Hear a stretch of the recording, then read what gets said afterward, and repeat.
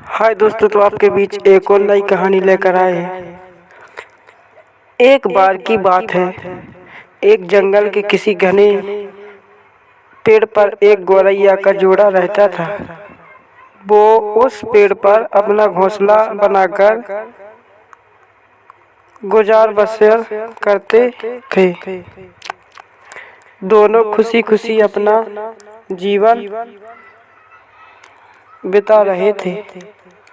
फिर आया सर्दियों का मौसम। इस बार बहुत ही कड़ाके की ठंड पड़ने लगी। ठंड से बचने के लिए एक दिन कुछ बंदर उस पेड़ के नीचे ठुकराते हुए पहुंचे।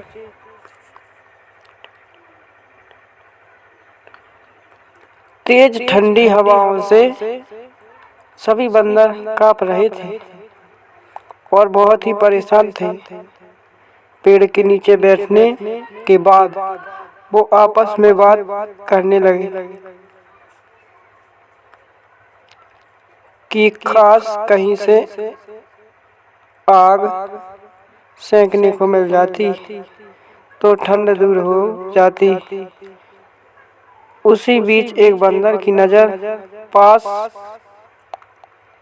पड़ी। सूखी पत्तियां पर पड़ी।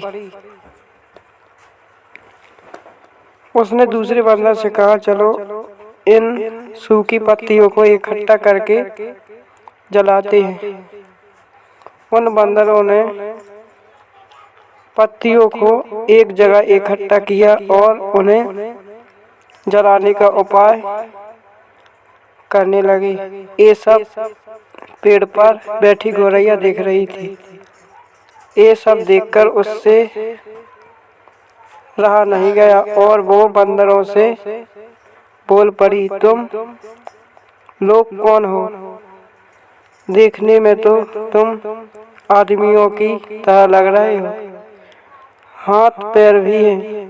तुम अपना घर बनाकर क्यों नहीं रहते? गौरैया की बात सुनकर ठंड से कांप रहे बंदर चिढ़ गए और बोले, तुम अपना काम करो, हमारे काम में पड़ने की जरूरत नहीं है। इतना कहने के बाद वो फिर आग जलाने के बारे में सोचने लगे और अलग अलग तरीके अपनाने लगे। इतने में बंदरों की नज़र एक जुगनू पर पड़ी। वो चिल्लाने लगा, देखो ऊपर हवा में चिंगारी है, इसे पकड़कर आग जलाते हैं। यह सुनते ही सारे बंदर उसे पकड़ने के लिए अलग अलग तरीके अपनाने लगे। ये देख चिड़िया फिर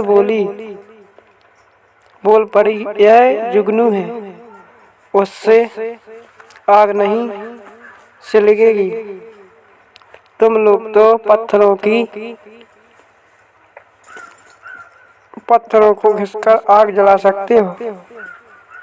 बंदरों ने चिड़िया की बात को अनसुना कर दिया। कोई कोशिश के बाद इन्होंने जुगनू को पकड़ लिया और फिर उससे आग जलाने की कोशिश करने लगे, पर वो इस काम में कामयाब नहीं हो पाए और जुगनू उड़ गई। इससे बंदर निराश हो गए। इतने में फिर से गौरैया बोल उठी, अब लोग मेरी बात मानिए, पत्थर रगड़कर आप आग जला सकते हो। इतने में एक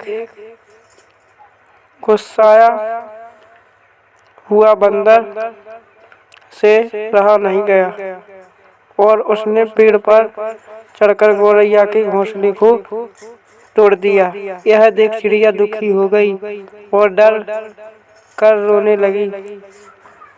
इसके बाद वो उस पेड़ से उड़कर कहीं और चली गई। तो कहानी से सीख, जरूरी नहीं है कि हर किसी को ज्ञान या उपदेश दिया जाए। उपदेश उसी को दिया जाना चाहिए जो समझदार हो और बातों को समझे। बेवकूफ को उपदेश देने से खुद का ही बुरा हो सकता है। धन्यवाद।